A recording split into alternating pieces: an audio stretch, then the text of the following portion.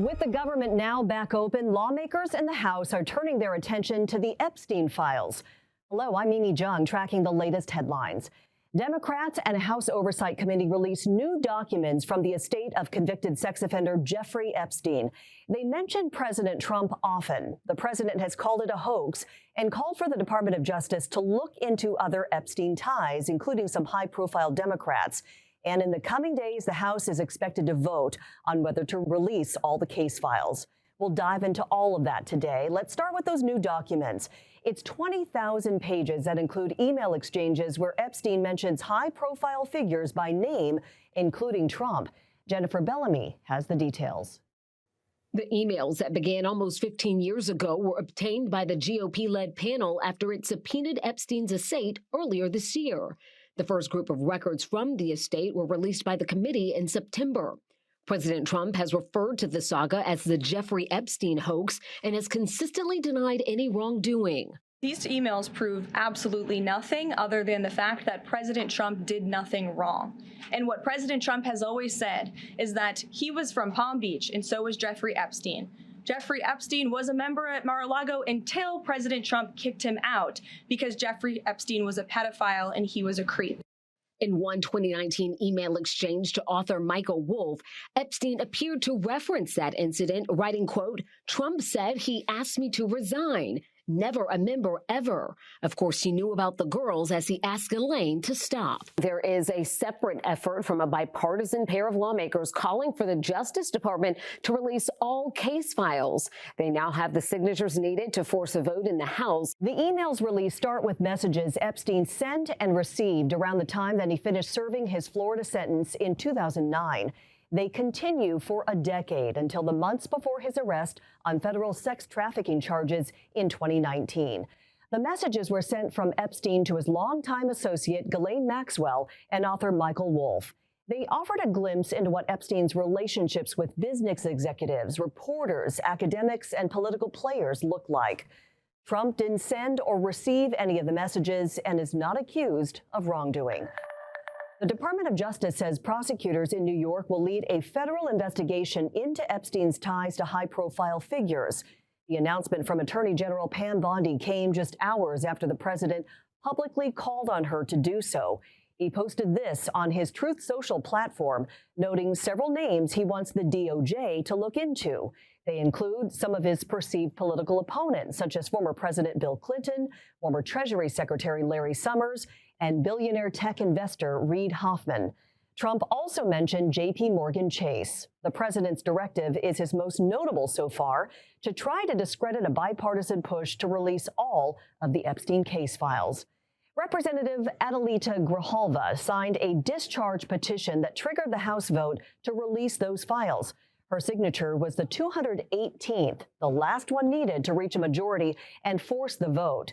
She was sworn into office on Wednesday, more than 7 weeks after she won a special election in Arizona. She and other Democrats say that delay was intended to prevent her signature on the petition. Speaker Johnson purposefully obstructed my swearing in by canceling vote after vote. And the Epstein files discharge petition sat one signature short. With my signing, we move one step closer to the truth that they will try to deny, but that survivors deserve their day of justice, and the American people demand it. Speaker Johnson has pushed back on claims that he obstructed the Epstein files vote. After swearing in Grijalva, he said he would expedite the petition process to bring the bill to the House floor in the coming days earlier than expected. The decision to move forward quickly with the vote marks a change in strategy for the House Speaker and for the White House. A senior White House official says there's now an understanding that the vote on this is a, quote, inevitable reality. Correspondent Julia Benbrook is at the White House with details. According to a senior White House official, President Donald Trump was made aware ahead of time that House Speaker Mike Johnson was going to expedite a vote on the release of DOJ files related to convicted sex offender Jeffrey Epstein, and that the two have spoken about it. Now, the push on Capitol Hill for the full release of the case files has been led by a bipartisan pair of lawmakers in the House, Democrat Ro Khanna and Republican Thomas Massie. While just a handful of Republicans signed signed on to their petition to force the vote. House GOP leaders are bracing for a significant number of Republicans to support the bill when it comes to the floor. I think when it's actually a vote on the House floor, do you want these files released? Republicans and Democrats are going to vote yes. I think there's going to be a deluge of Republicans. The longer this goes on, the more support we gain. And I think the Speaker recognized that. And that's why, after months of trying to stop us, he's decided to accelerate the vote, because he knows we're going to get votes, and that's going to carry momentum into the Senate. If the bill passes in the House, its future remains uncertain in the Senate. Trump continues to put pressure on members of his party to focus elsewhere. In a Friday post, he called those who support the effort, quote, weak and foolish. At the White House, I'm Julia Benbrook. Colorado Republican Lauren Boebert was one of the 4 Republicans who signed off on that petition. She opted to keep her name on it, even after being called into the White House Situation Room. The White House confirmed she was there, but insists the meeting was in the name of transparency rather than a last-minute push to pressure her to remove her signature. Boebert also told CNN the White House wasn't pushing her. The president never asked me to take my name off of the discharge petition. But did he raise any concerns about you taking that position? The president has not forced me to do anything. The president has not put pressure on me. I was not asked by the president to remove my name. Every conversation that I had was welcomed and very civil. And, it's okay for people to have discussions about things that are going on with our nation. The other 3 Republicans who signed the petition include Representative Thomas Massie of Kentucky, who helped introduce it, along with Marjorie Taylor Greene of Georgia and Nancy Mace of South Carolina. If everyone who signed the petition supports it on the floor vote, it'll pass. The tougher test will come in the Senate, where Republicans hold a 53-47 majority. It would likely take 60 votes to pass. If it passes the Senate, it would go to Trump and require his signature. Some of the women who have accused Epstein have been speaking out, asking for lawmakers to vote to release the files. The American people want transparency here. Survivors are very clear about needing and wanting transparency.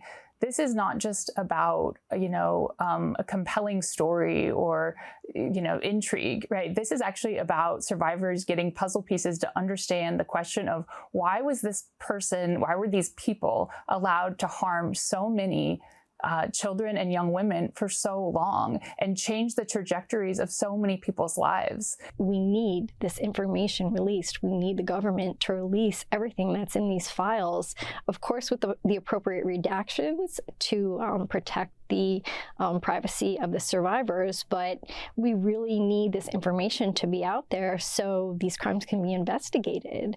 I think it's really upsetting to us that this is so politicized when it's not a political issue. This was a crime, and it's a crime of sex trafficking, and we really just want to see justice for the crime that happened to us. Epstein killed himself in a Manhattan jail while awaiting trial in 2019 on charges that said he sexually abused and trafficked dozens of underage girls.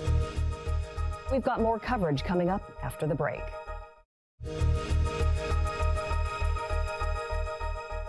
President Trump's history with Jeffrey Epstein has come back into the spotlight after emails released mentioned the president by name multiple times. CNN's Randy Kaye looks back at their relationship over the years. Are you still talking about Jeffrey Epstein? This guy's been talked about for years. Are people still talking about this guy, this creep?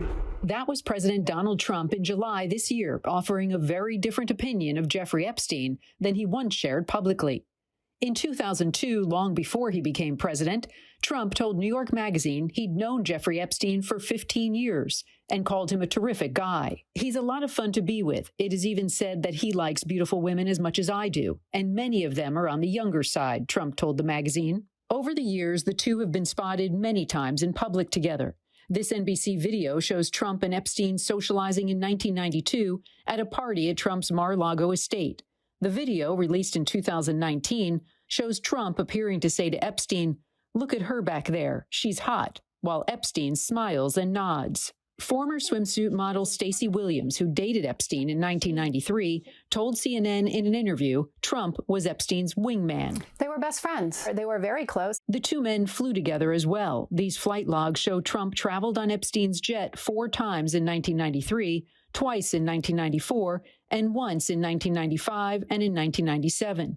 The logs were made public during Ghislaine Maxwell's 2021 trial, where she was convicted of sex trafficking, among other things. Epstein also attended Trump's wedding to Marla Maples at New York's Plaza Hotel in 1993. In 1997, Trump added this personal note to Epstein inside a copy of his book, The Art of the Comeback. It reads, "To Jeff, you are the greatest," according to the New York Times.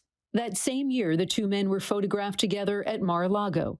This exclusive CNN video shows Epstein and Trump chatting in 1999 before a Victoria's Secret fashion show. Despite all of that, during a court deposition here in Palm Beach in 2010, Epstein refused to answer many questions about his association with Trump. And Trump has continued to try and distance himself from Epstein as recently as July. This was the story he told about kicking Epstein out of Mar-a-Lago. He took people that worked for me, and I told him don't do it anymore, and he did it. I said, stay the hell out of here. More recently, Trump had to answer about a letter bearing his name found in a birthday book created by Ghislaine Maxwell for Epstein's 50th birthday. The letter, according to the Wall Street Journal, contained the outline of a naked woman and a message, "Happy birthday, and may every day be another wonderful secret." Trump denied authoring the letter and sued the Journal for defamation. It's not my signature, and it's not the way I speak. And anybody that's covered me for a long time knows that's not my language. Randy Kaye, CNN, Palm Beach County, Florida. A statue of President Trump and Epstein has popped back up in the nation's capital. It's outside a shop called the Bus Boys and Poets in Northwest D.C. The statue has popped up over a few times over the last several months, most recently on the National Mall. It shows Epstein and the president holding hands and skipping. Its reappearance is getting mixed reaction. And I think it's an absolutely fabulous tribute to our existing president.